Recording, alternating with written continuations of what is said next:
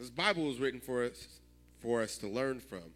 And what you saw right there is in this Bible. That's that popular persuasion that Bishop Kenai and Bishop Nathaniel always bring up. Go to 2nd Ezra, chapter 7, start at verse 6. Today's class is spiritual warfare. Because whether you believe it or not, that right there, that report wasn't supposed to get out. It came out in October. Bishop Nathaniel did a class over like a couple weeks back. I think he was down in Austin or something with Bishop Kenai. And they brought it up. And it's being brought up again. The Most High is literally showing us what Esau is doing, what's about to happen, what's going on. So it's our job to be ready for that, right? And we go to the scriptures to get ready for it. You got it? Got it. Go ahead, read. 2nd Ezra chapter 7 and verse 6. There is also another thing. A city is builded and set upon a broad field and is full of all good things. The entrance thereof is narrow and is set in a dangerous place to fall, like as if were a fire on the right hand and on the left a deep water. Who knows what this is talking about? What is Ezra explain? Being explained. What's being shown to Ezra? It's talking about the trials we're going to go through to make it to heaven. Right. This is the kingdom of heaven. This great city set on a broad field and filled with all good things. But the path to get there is narrow. It's hard. And if you stray off this path, destruction waits for you on the left hand and the right hand. Read. Verse 8. And one only path between them both, even between the fire and the water, so small that there could be but one man go there at once. So basically what Ezra is telling us, to get to the kingdom, it's going to be hard. This path, there's no other way to get to the kingdom. There's no other path, and you can't take somebody with you. You can only take yourself. This is what's happening right now. Look, the Most High showed us what they're doing with the black identity extremists, right? What do you think that's going to do to Israel? It's going to shake the hell out of us, right? I mean, think about it. They're going to start persecuting people. We could be out on the corner teaching. You sisters could be walking to Walmart, and next thing you know, they grab you up because you're part of an extremist movement. Or you brothers walking together, and next thing you know, they roll up on y'all, black vans, snatch y'all up. This thing is starting to get real. The warfare is getting real. It's turning up ever so slightly, one notch at a time. And this is part of the path. This is part of those trials. Read. Verse 9. If this city now were given unto a man for an inheritance, if he never shall pass the danger set before it, how shall he receive this inheritance? How are we going to get it? How are we going to get the kingdom of heaven if we never go through the trials? If you just say, you know what, nah, I'm not going to go through this. How are you going to receive the kingdom? How are you going to get there? You got to go through the trials. This right now is going to be a big trial because Esau could do a lot with this black identity extremist. We don't even know exactly what it all entails. It could be hate speech. It can be you reposting something on Facebook. It can be you speaking against something that's blatant racism. You can be an extremist now. It's about to turn up, but we have to go through these things to get the kingdom. It's a must. It used to be given to us willingly, which I think we're about to read. Yeah, go ahead, read. Verse 10, and I said, it is so, Lord. Then said he unto me, even so also is Israel's portion. Indeed, so also is Israel's portion. This is what Israel has to go through. This is what we're going through every day, and the trials that happen to get up to go to work, deal with your coworkers, always asking you the same question every day. What are them things on the bottom of your dress? What are them things at the bottom of your shirt? Why you got your beard? Man, so you don't eat no pork? You tell me you don't eat no pork. Man, hey, bro, look at that girl right there. Look, you have to go through these things. It happens all the time.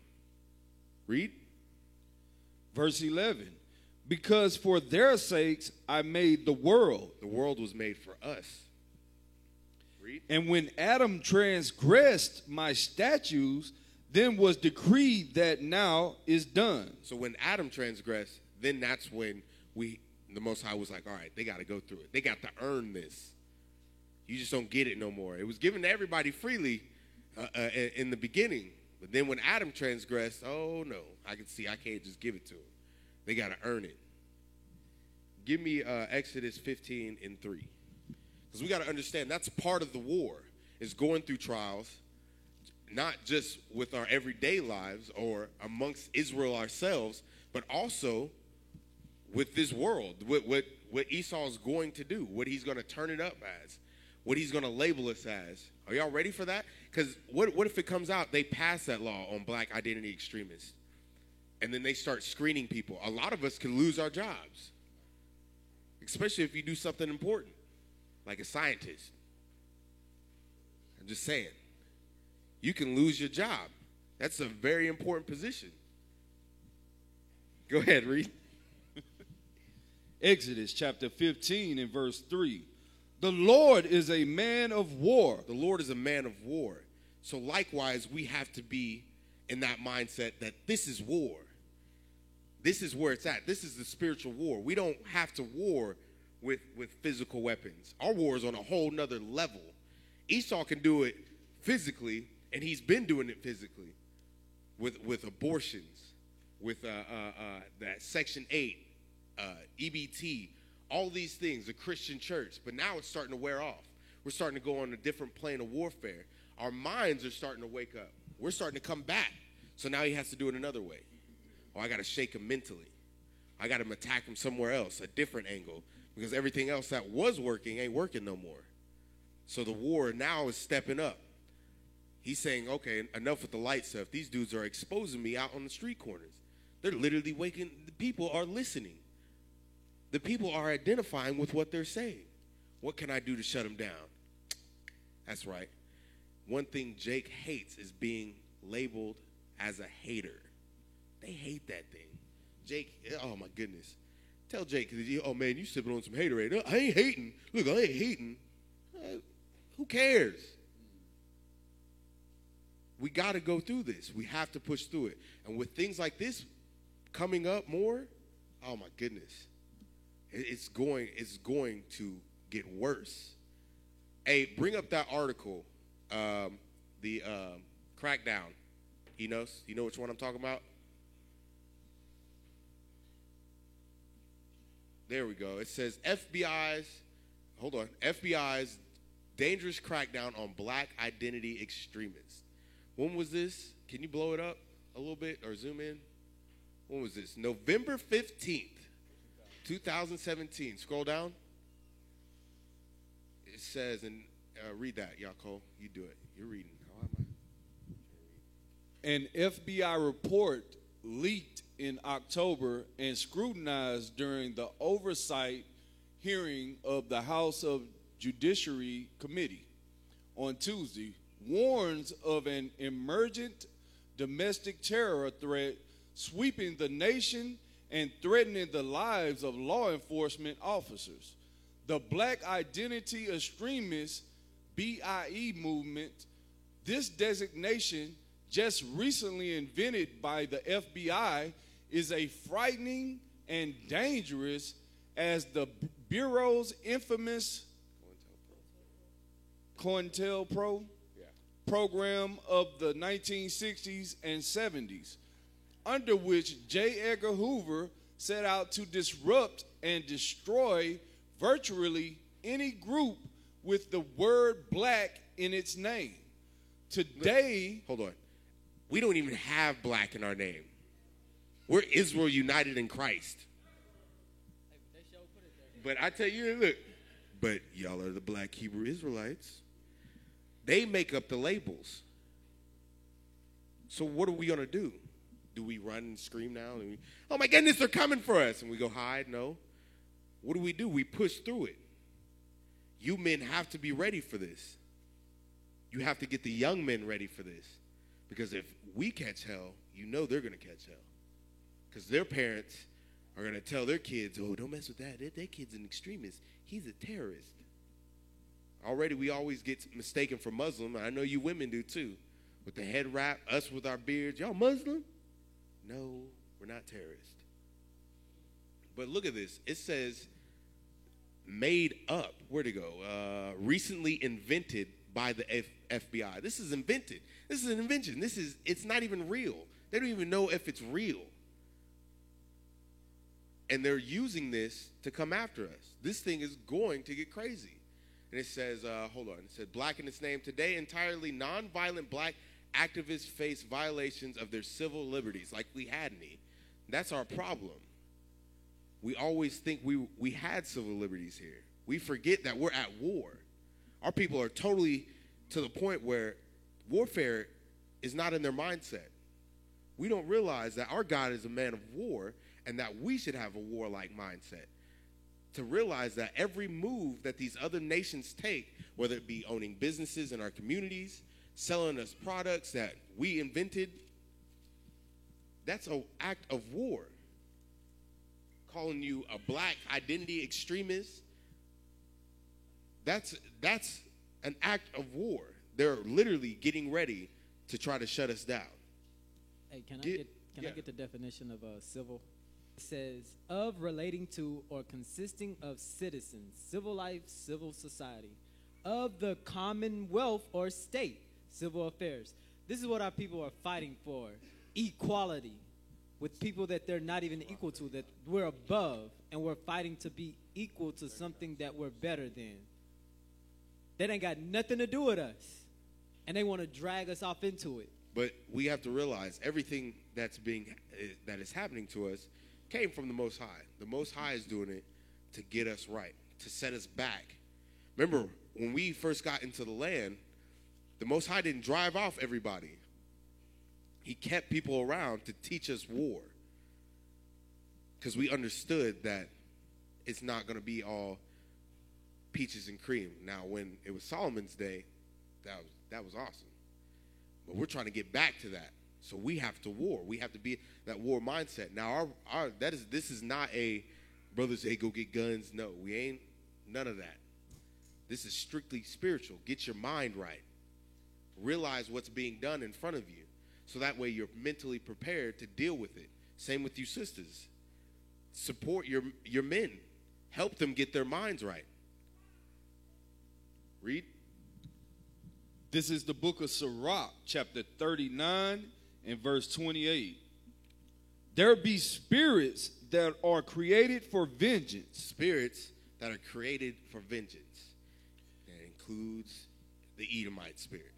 Read. Which in their fury lay on sore strokes. In the time of destruction, they pour out their force and appease the wrath of him that made them. Do you know who can explain that? Mike Yalla. He's talking about the spirits that he's talking about is like fire, hell, things of that nature. All the spirits that's created, that's for vengeance, for the Lord's vengeance, it was created specifically for that, and for them to play out the Most High's will, basically. Right. Read. Verse 29. I'm sorry. What does it mean to appease the wrath of him that made them? Meaning they're going to go off his command. They're going to make him happy when it happens. Right. They're going to make him happy. Read. Here's some of these spirits. Verse 29. Fire and hail. Right. And famine. Right. And death. Read. And all these were created for vengeance. These are just some that were created for vengeance. Fire, hail, famine, death. Things that we consider natural. These are just what Esau calls natural disasters. These are spirits of vengeance. But let's keep reading. Verse 30. Teeth of the wild beasts and scorpions. So when people get bit by a dog, or you get chased down, or a cat bites you, something like that, that's the Most High. When you see them people getting mauled, mauled by tigers and lions and stuff, falling into the zoo, and the animals looking at them like, well, okay, I'm going to eat this. That's the Most High. He did that thing. Keep reading.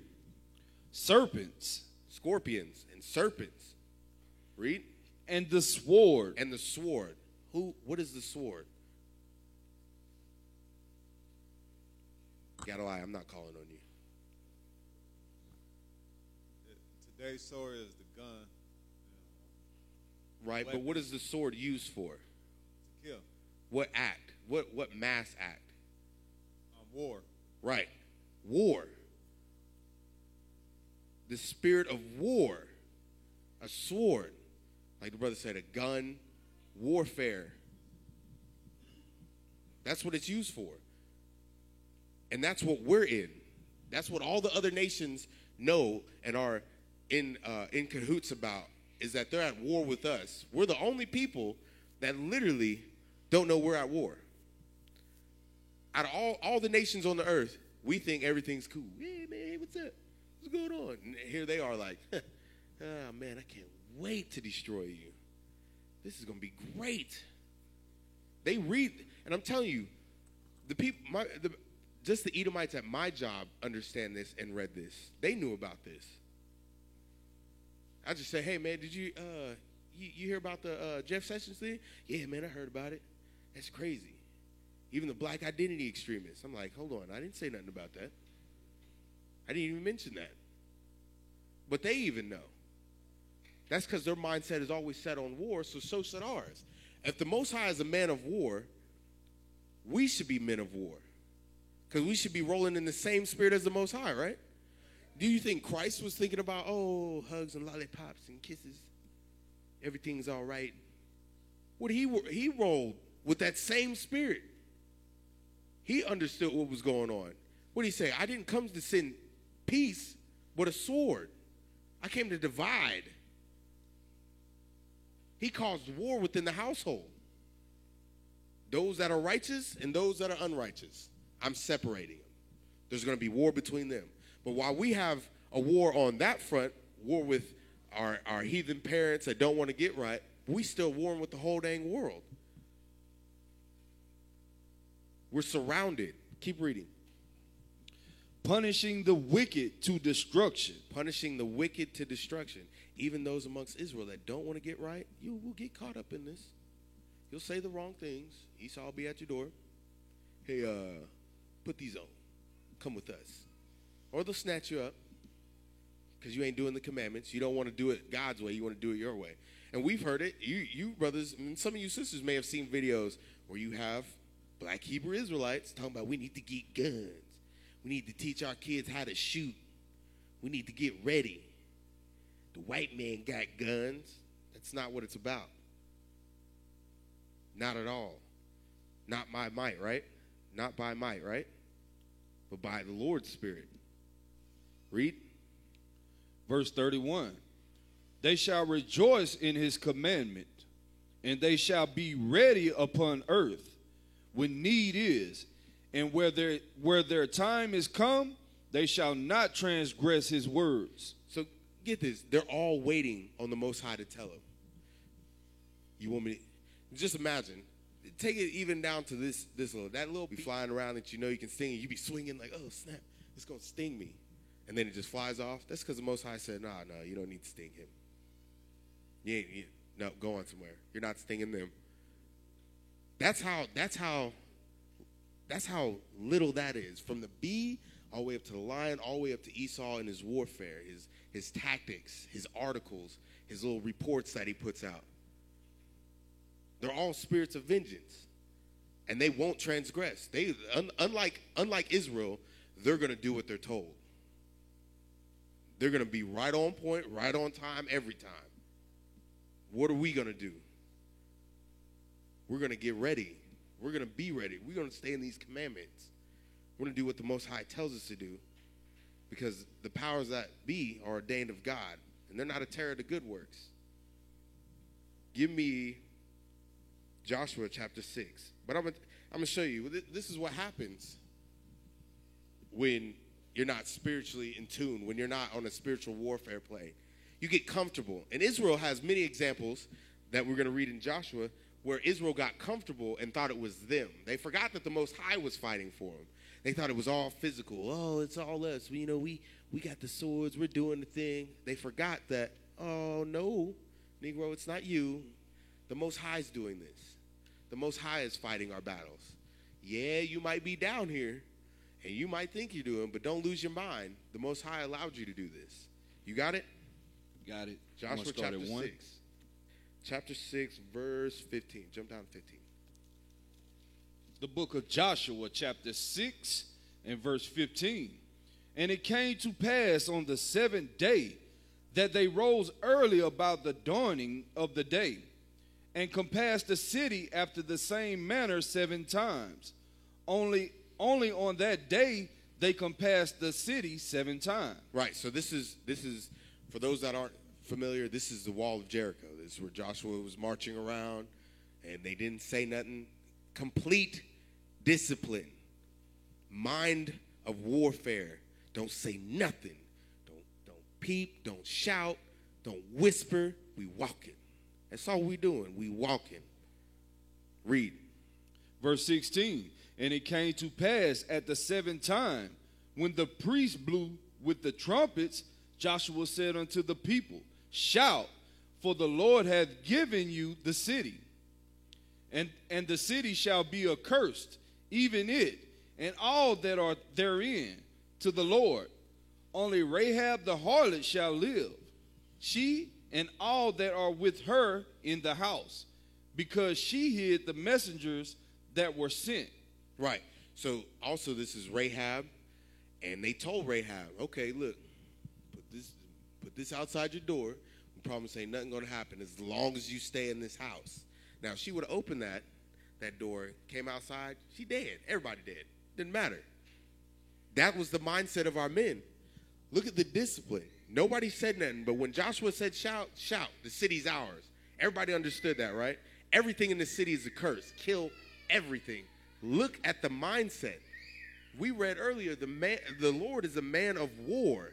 And then you read about Joshua and our forefathers. We don't really understand that they were going to kill everything. That's man, woman, child, baby, goats, cats, dogs, cows. It didn't matter. Everything's a curse. Kill it all. Read. Verse 18. And ye in any wise keep yourselves from the accursed thing, lest ye make yourselves a curse. When ye take of the accursed thing, and make the camp of Israel a curse, and trouble it. But all the silver and gold and vessels of brass and iron are consecrated unto the Lord. They shall come into the treasury of the Lord. Right. So in that, we don't take nothing out of this, because it's not just about you. You brothers got to understand, when a brother or anybody is in sin, women, you sisters need to listen to this too. When one of us is in sin, it troubles everybody. It's not about, he did this, so I'm just going to stay away. I'm not going to do that. What are you dealing with? Because what you deal with troubles Israel too. It weakens us all. Where one is honored, we're all honored, right? When one suffers, we all suffer. It's the same thing with sin. If there's a little bit of sin in there, Israel's troubled. Even if there's a lot of sin, Israel is troubled. Point of it is, we need to have our minds right. This is why we always harp on the commandments. Every lesson seems like it's the same, huh? Keep the commandments. Keep the commandments. Keep the commandments. Y'all are like, okay, come on. I know I'm going to go to the Sabbath, and all I'm going to hear is keep the commandments. Okay, I need to do that. But examine yourself. What commandments aren't you keeping? What commandments could you keep better? That's part of the warfare, is keep your mind sharp, keep you going, keep you disciplined. Because to walk around a city for 7 days and say nothing, you got to be, look, that's on a whole nother level.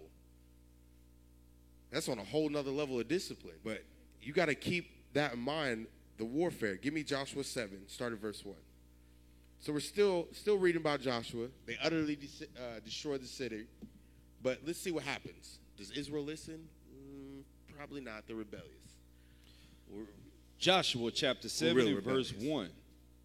But the children of Israel committed a trespass in the accursed thing. What do they do, brothers? Who knows? Analyze. Don't do it. Yael.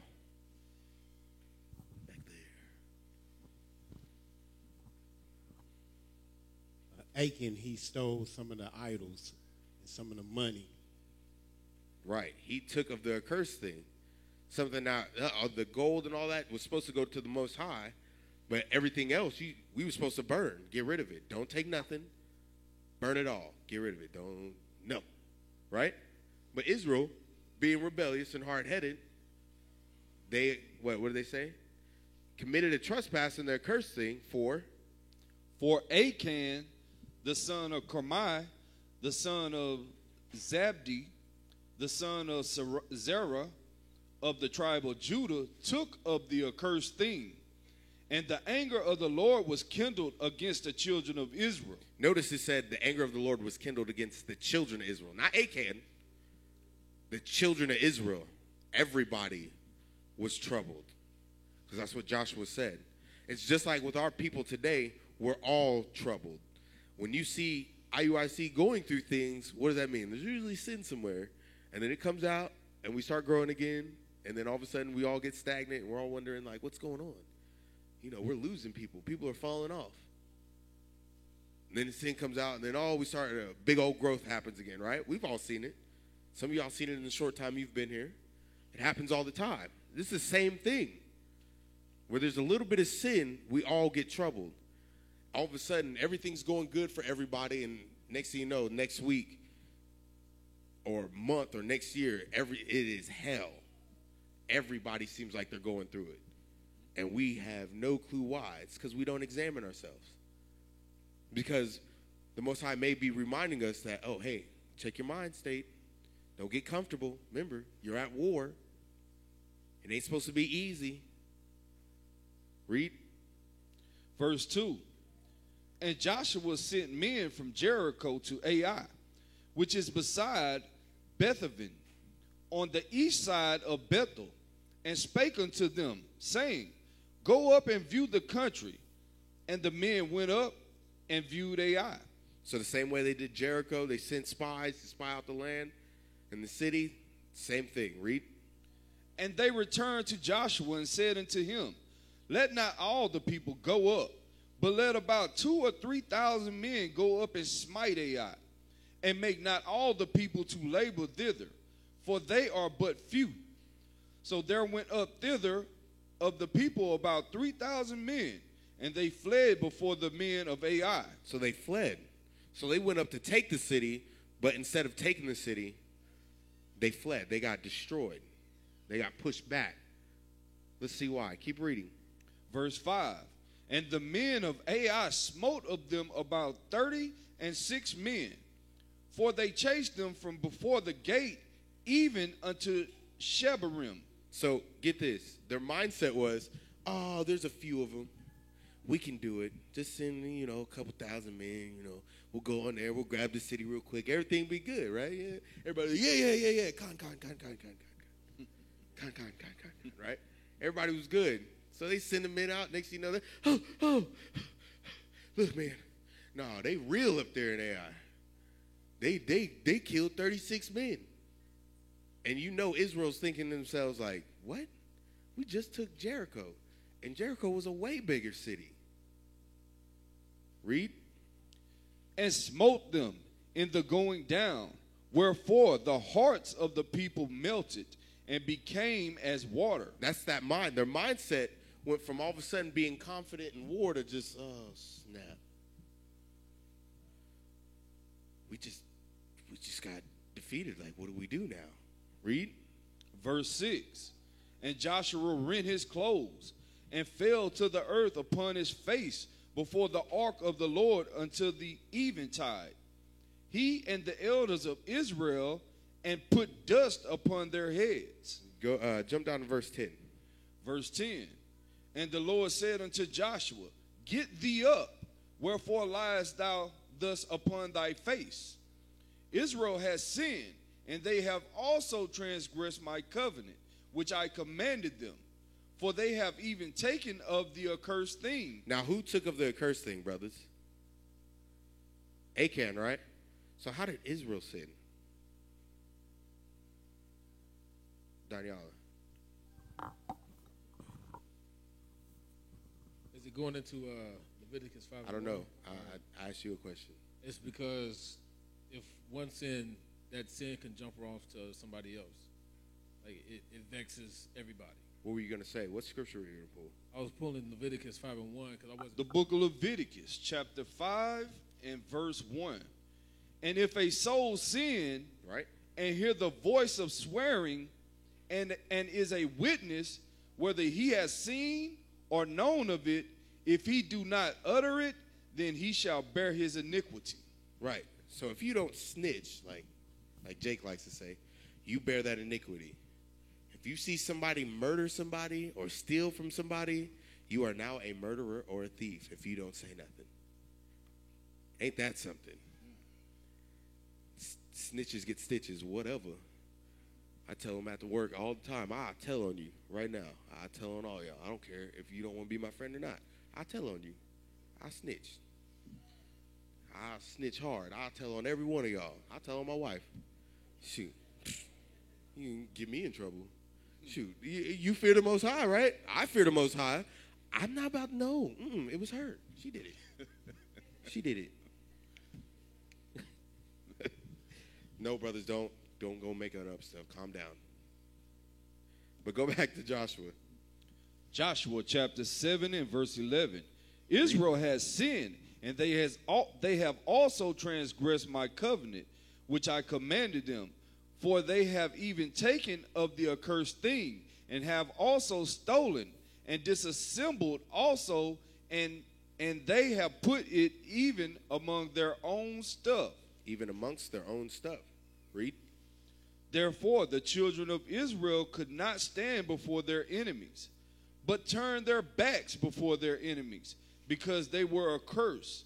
Neither will I be with you anymore. Right. So when we're in the midst of sin, the Most High, the man of war, a man of war is not with us. The war mindset leaves us. It's gone. Without the Most High, our people run. We flee. It's a horrible thing. We get weak mentally. We may be strong in the body. Because you see Jake, we take a ball, we'll run 100 yards, like it ain't nothing, go do it again. We'll run up and down the basketball court. I would say something about swimming, but we don't swim. But any other sport, we killing it. Shoot, you see Jake on a video game, and we kill it. Look, I play video games. And we kill it. But then when it comes to our enemies, though, we get timid. We get weak. It's because the Most High isn't there. And he put that spirit of fear in us. But now as we're getting back, when we realize who we are and what we need to do, our mindset needs to change. It goes from being fearful to being men of war. No longer turning our backs to the enemy, but standing up for what's right. Because we know what? The Most High is with us. But as long as we remain in sin and our people remain in sin, it ain't so. Read. Except ye destroy the accursed from among you. Up, sanctify the people, and say, sanctify yourselves against tomorrow. For thus said the Lord God of Israel, there is an accursed thing in the midst of thee. O Israel, thou canst not stand before thine enemies until ye take away the accursed thing from among you. This is the same thing that's being told to us today. Every time we go through the scriptures on the Sabbath, every time you hear keep the commandments, it's the same thing. Take the accursed thing, take the sin away from you, and then you could stand against your enemy. You notice that there's only a couple Israelite camps that can actually stand out on the corner and teach and edify people. There's only a couple Israelite camps that actually go to places across the world and teach and stand against kings and governments and preach this word. Read. That's because we're taking that sin away. We're doing away with it. We're keeping God's commandments. We're not scared. Right. The mindset changes. And if you're scared, you might want to examine yourself. If being an Israelite woman, a daughter of Sarah, is scary to you, sis, you might need to check your spirit. You might need to check what you're doing and quit doing it. Men, if you're scared to go out and teach on the corner, or to bring in your people, or even speak about the word when it's need to be spoken about, there's sin involved somewhere in your life. You'll see it. You'll see brothers that are strong sit amongst you, and then all of a sudden, one day, they're just gone. Read. Verse 14. In the morning, therefore, ye shall be brought according to your tribes.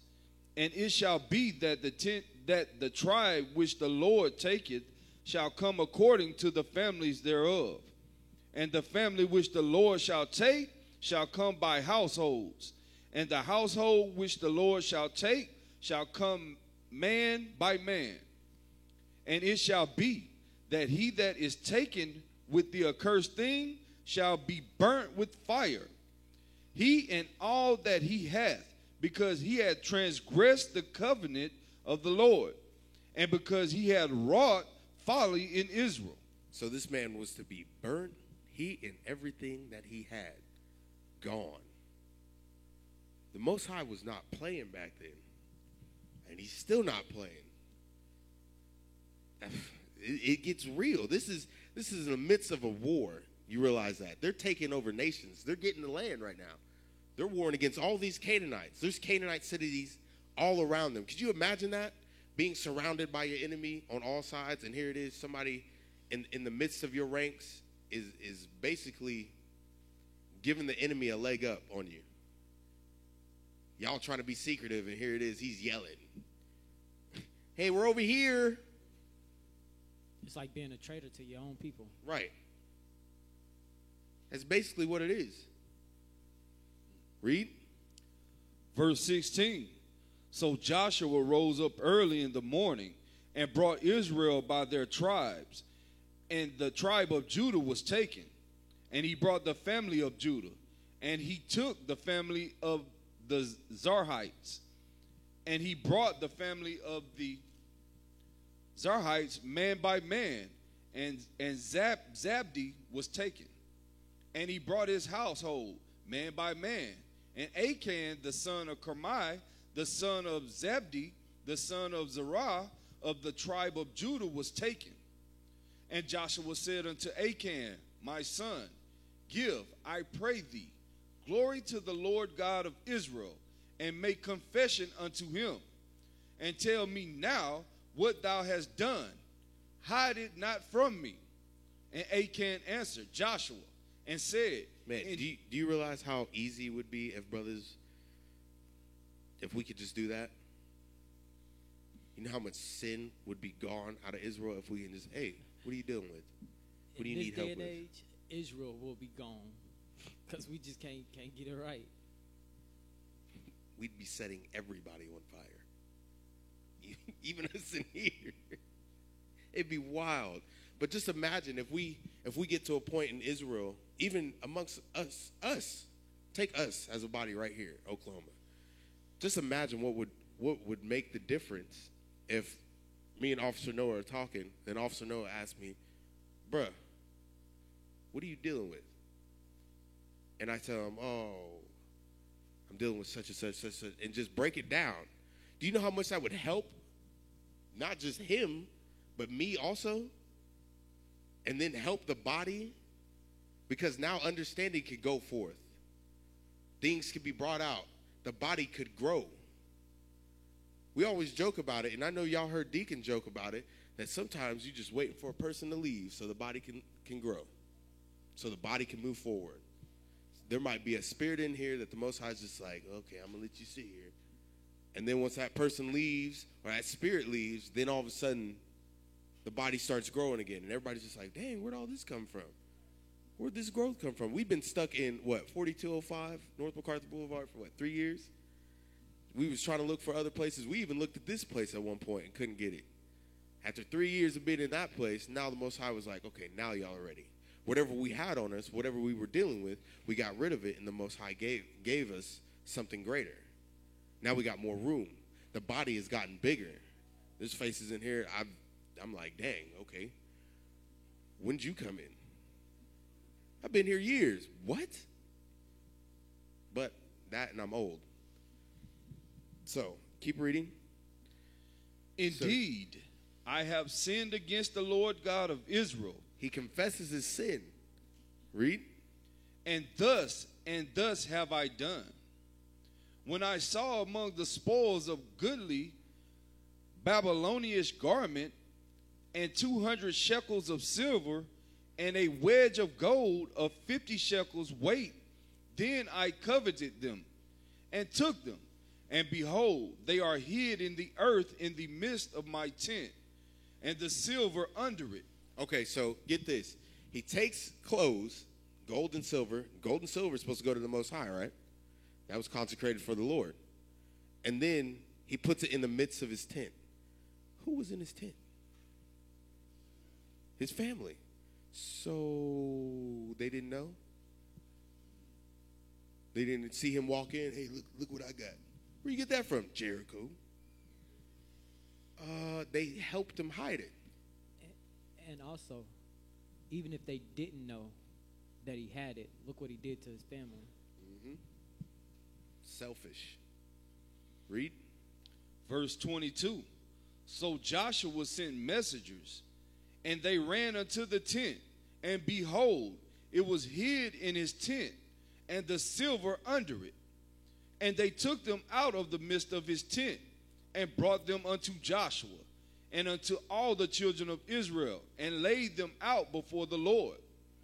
And Joshua and all Israel with him took Achan the son of Zerah, and the silver, and the garment, and the wedge of gold, and his sons, and his daughters, and his oxen, and his asses, and his sheep, and his tent, and all that he had. And they brought them up. They brought them unto the valley of Achor. And Joshua said, Why hast thou troubled us? The Lord shall trouble thee this day. And all Israel stoned him with stones, and burned them with fire. So imagine getting stoned by all of Israel. That's like a mountain of stones. And then they set the stones on fire. That's crazy. We read about this and just think, what would happen if some of us were back in that time? I'm going to tell you, I'd have been dead. I don't know none of y'all. I don't know if any of us would have lived, but think about that. We got grace today, and we read about this, and yet we still can't get right. We still don't have the mentality to realize that the Most High is nothing to play with, and that this is a serious thing, that this is a spiritual warfare. We read about war, but we don't even realize that we're at war ourselves. That every single move you make, people are watching. Not just Israel, not just your family, but the heathens are watching also. They're watching very, very closely. And that right there shows you. That should be proof enough to show you that you're being watched. That the world is noticing. If Esau has taken a notice, I bet you the other nations have noticed too. And they're probably looking at Esau like, you ain't got a lid on this? How are they doing this? This war is way bigger than any of us. Read. And all Israel stoned him with stones, right, and burned them with fire. After they had stoned them with stones, and they raised over him a great heap of stones unto this day. So the Lord turned from the fierceness of his anger, wherefore the name of that place was called the Valley of Achor until this day. So, after we put away that sin, the Most High came back, and we fought, and we took the land of Israel. Read about it. Give me Isaiah 55 and 8. And we just at camp today. Our brother came up at camp talking about, I am God. I'm everybody. No. I'm a representation. No, you're not. None of us are. And the Most High tells us that. Read. Isaiah chapter 55 and verse 8. For my thoughts are not your thoughts. The Most High tells us, the Most High's thoughts aren't our thoughts. When the Most High thinks of war, we can't even fathom what war means. We can't even to think a percent of what the Most High thinks when it comes to war or any kind of thought. Read. Neither are your ways my ways. Neither are our ways, his ways, our ways. It doesn't match up. So when somebody comes to you and says, oh, I know what God wants. I understand God. No, you don't. My ways are godly. No, they're not. And that's how we are when we're in the midst of sin. Achan, perfect example. He don't know. He didn't understand. He thought he understood, oh, well, God ain't going to see this, you know. That right there, his thoughts weren't matched up with God. God said, don't do it. Achan said, well, that's a nice garment. That's a nice jacket. And that's a lot of silver. I do want to be rich. And that's us today. In the midst of what we go through, that's us every day. Even us in here, we go through things. And we're thinking we're going good. And next thing you know, somebody's like, hey, man, I got old girl's number for you. Like, what are you talking about? Well, I see you looking at her all the time. What? Bruh, I'm married. Oh, I couldn't tell. The way you act. Tell me I'm lying. Tell me that's never happened. Look, ain't nobody said no, huh? Get Isaiah 30. Get Isaiah 30. Start at verse 9. This is why our thoughts and our actions are not the ways and thoughts of the Most High. Because it's been noted. It's in our history. Read. Isaiah chapter 30 and verse 9. That this is a rebellious people. What are we? That this is a rebellious people. A rebellious people. We've always been rebellious. Read. Lying children. Children that will not hear the law of the Lord. We hate the laws. But we don't even realize that's our warfare. That's our weapons. That's how we fight back. That's how we get out of the conditions that we're in. That's our most powerful move, is to keep the laws. If we wanted to fight a war against any other nations, all we needed to do was keep the commandments. But yet, we're rebellious. We want to be Moors. We'd rather hear deceits. Tell me it's okay that I go to the club and rub up against this woman, and then I go home and sleep with this woman, then come to church and give you some money. Tell me it's okay. Tell me it's good to go. We'd rather hear that than hear, hey, don't do that. God's going to kill you. This is how you get the kingdom. You offended me. That's what we always hear, even at camp. You tell a brother, hey, don't be in the midst of drunkenness. You offended me. How? You're rebellious. That's why the Most High won't fight for us. That's why the Most High is jacking us up. Have you ever noticed throughout the years, like, let's see, slavery, yeah, it was horrible, right? And then you got the Jim Crow and the pig laws and the black codes. It just, like, and then that paled, like, slavery wasn't nothing. And then you got that era, and then you was like, dude, they was killing us nonstop.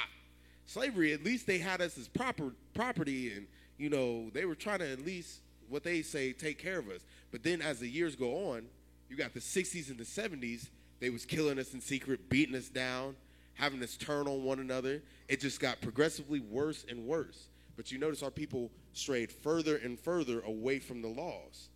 We left our weapons behind. We no longer knew how to wage war. We become soft. Instead of men of war, like the Lord, we became pansies. Effeminate men, emotional. Oh, you hear my feelings. Why you had to say it like that? Right. Go back to Isaiah. Did you have something to say? Go back to Isaiah 55 and 8. We're going to read 8 through 11. We're a rebellious people. And the more rebellious we become, you see this Bible becomes further separated from us. This generation now, they think it's okay. It's okay to be gay. It's okay to date the other nations. It's all right. That's the cool thing to do. When I was growing up, being gay was not something you did. People was scared. You like, what's wrong with you? Nothing. What do you mean nothing? Why are you wearing that? I don't know. My mom got it for me. You put everything on your mom. My mom got it for me. Knowing you went to the store, you picked that out, didn't you? Hey, officer, when I went to school, if you was gay, we beat you up. Yeah. You couldn't hang with us. Yeah, you knew. But now it's cool. Just notice, the further we get away from the laws, the weaker we become, the easier it is for our people to be destroyed. Black Lives Matter is a gay movement, is a homosexual movement, a sodomite movement, a lesbian movement. And you see it is doing nothing but getting our people shot and killed. Still, getting arrested, getting beat up, assaulted, spied on, being called black identity extremists. And then they're trying to lump us into that because we keep the commandments, because we're going against the normal. We're going back to our weapons. We're learning how to wield our swords. We're learning how to pull our people out of this nonsense. And they don't like that. Oh, snap, they're building an army. They know this. Read. Isaiah chapter 55 and verse 8. For my thoughts are not your thoughts, neither are your ways my ways, said the Lord. Right, because we're rebellious. Read. For as heavens are higher than the earth, so are my ways higher than your ways, and my thoughts than your thoughts. Like I said, we can't fathom what the Most High, how the Most High thinks or how he moves. We can only try to guess, and even when we guess, we're completely wrong. Read. Verse 10. For as the rain cometh down, and the snow from heaven, and returneth not thither, but watereth the earth, and maketh it bring forth and bud, that it may give seed to the sower, and bread to the eater. So shall my word be that go forth out of my mouth. So is the words of this Bible. The same way water gives life and allows crops and the trees to grow, it's the same thing with this word. It goes forth and it ain't coming back. Not void. Anyway, read. It shall not return unto me void. Meaning everything that this word talks about will happen. 144,000 men will be sealed, and they will be men of war like the Most High, ready to separate and subdue the nations. That is not void. What the Most High says will happen. There's no ifs, ands, or buts about it. The point of it is, are you going to be part of it or not? Are you going to build yourself up to be part of that, or are you going to be left behind? Are you going to allow everything in the world, this black identity extremist label, Esau coming against us, is that going to shake you and take you out of this war? Or is it going to strengthen you and make you realize the severity of what your people are going through and how much they really need you? We'll see. Keep reading. Finish that off in 11. But it shall accomplish that which I please, and it shall prosper in the thing whereto I sent it. Right, so it's going. Give me 1 Samuel chapter 25, start at verse 1. This is a common story. If you read the history, this is the story of Nabal and Abigail. Let's see, what we're going here for is to see the mindset. Let's see how King David acted.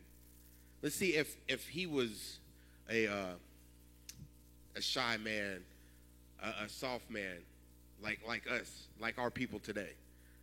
Read. 1 Samuel chapter 25 and verse 1.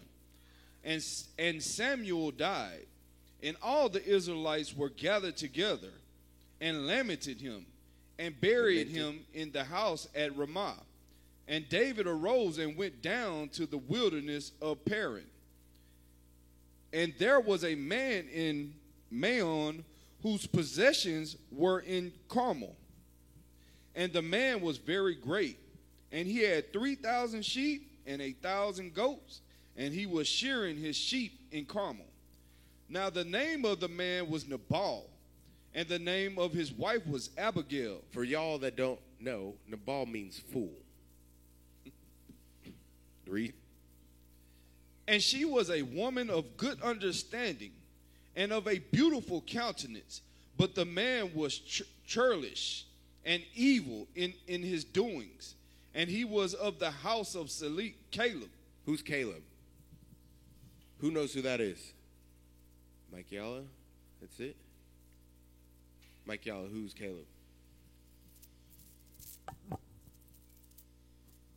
Caleb was of the house of Judah that went with Joshua to subdue, to spy out the land with the other people. He was one of the two that lived through the wilderness. Right. He's of the that's a noble house. The house of Caleb. It was him and Joshua that made it through. That came through. Read. Verse 4. And David heard in the wilderness that Nabal did shear his sheep. And David sent out 10 young men. And David said unto the young men, Get you up to Carmel, and go to Nabal, and greet him in my name. And thus shall ye say to him that liveth in prosperity, Peace be both to thee, and peace be to thine house, and peace be unto all that thou hast. And now I have heard that thou hast shearest. Now thy shepherds which were with us, we hurt them not, neither was there aught missing unto them, all the while they were in Carmel. Ask the young men, and they will show thee. Wherefore, let the young men find favor in thine eyes, for we come in a good day. Give, I pray thee, whatsoever cometh to thine hand unto thy servants and to thy son David. And when David's young men came, they spake to Nabal according to all the words in the name of David, and ceased. Right, so David was being diplomatic. He was like, hey, look, go ask him for some stuff. We know he's prosperous. Tell him to give us some stuff. We need some stuff. He understood that, okay, look, things are happening. David was always at what?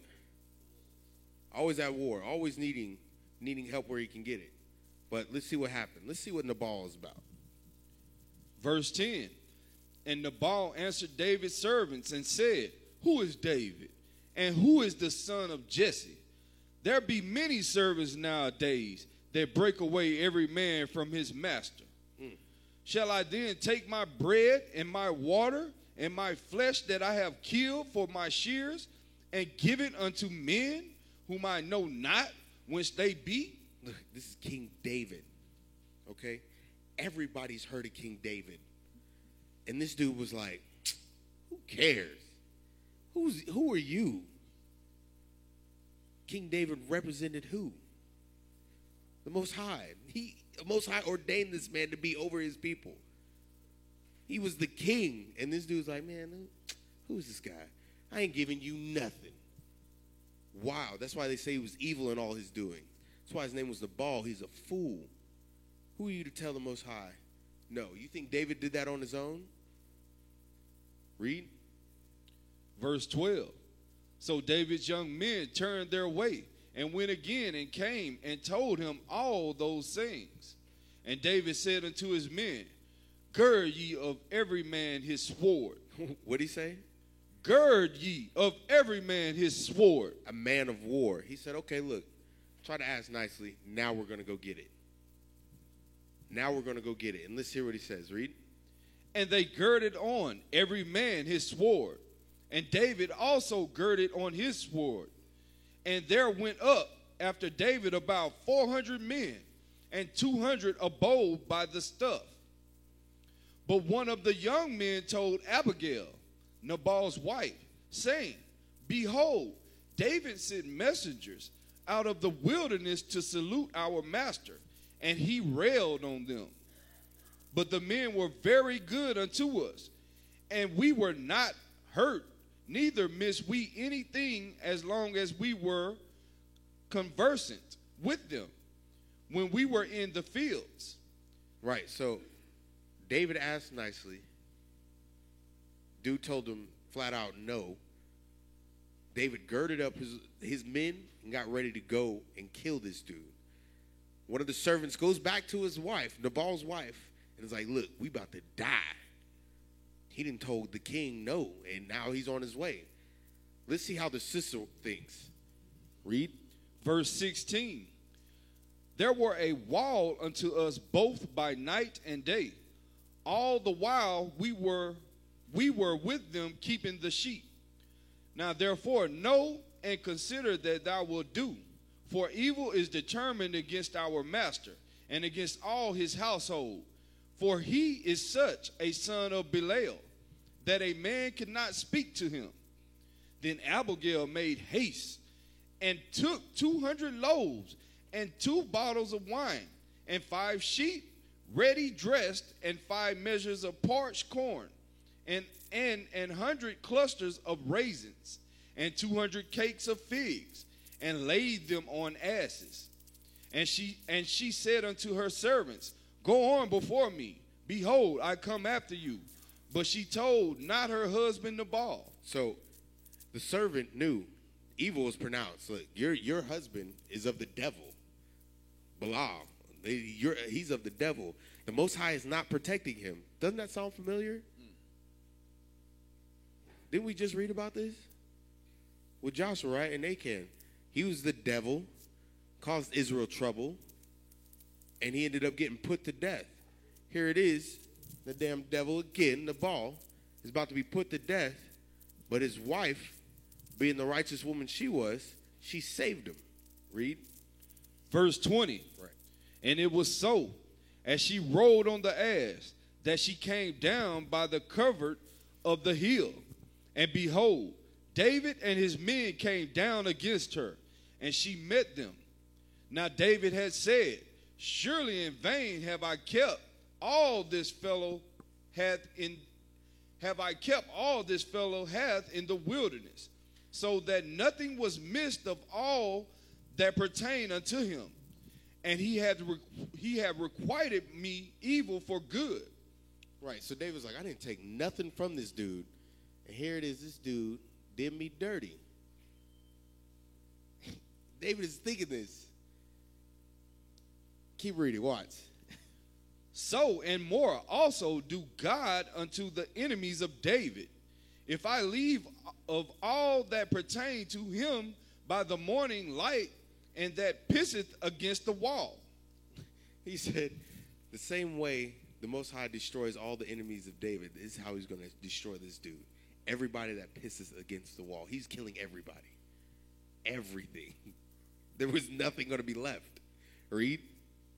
And when Abigail saw David, she hasted and lightened off the ass and fell before David on her face and bowed herself to the ground and fell at his feet and said, Upon me, my Lord, upon me let this iniquity be. And let thine handmaid, I pray thee, speak in thine audience and hear the words of thine handmaid. Let not my Lord, I pray thee, regard this man of Belial, even Nabal. For as his name is, so is he. Nabal is his name, and folly is with him. But I, thine handmaid, saw not the young men of my Lord, whom thou didst send. Now therefore, my Lord, as the Lord liveth, and as thy soul liveth, seeing the Lord hath withholden thee from coming to shed blood, and from avenging thyself with thine own hand. Now let thine enemies and they that seek evil to my Lord be as Nabal. Look, she said, anybody that goes against you is a fool. Because that's how King David rolled. He had a mentality of war. He kept the commandments. He did what the Most High told him to. And he knew that anybody that came against him was going to die. That is the mentality that we must have. We must be like our forefather, King David. When we're in these commandments, nothing can hurt us. Not physically. Look, calm down. Don't go out there being Superman and jumping off of buildings and stuff. But spiritually, we're set. The Most High has our back. When we do what the Most High tells us to do, we have a protection like none other nation.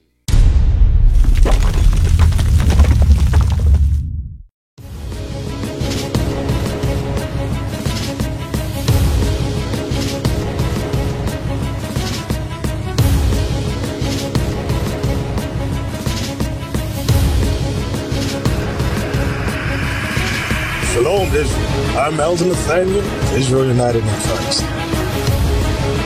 YouTube likes to shut our channels down, as some of you have noticed, ever so often. Subscribing to join IUIC will assure you will always stay connected to our YouTube accounts. We want to do our best to make sure this truth gets out. Please click and join our subscriber YouTube channel called Join IUIC to stay linked to all of our videos. So again, please make sure you subscribe to this Join IUIC channel to get your latest updates on all our YouTube channels. Shalom.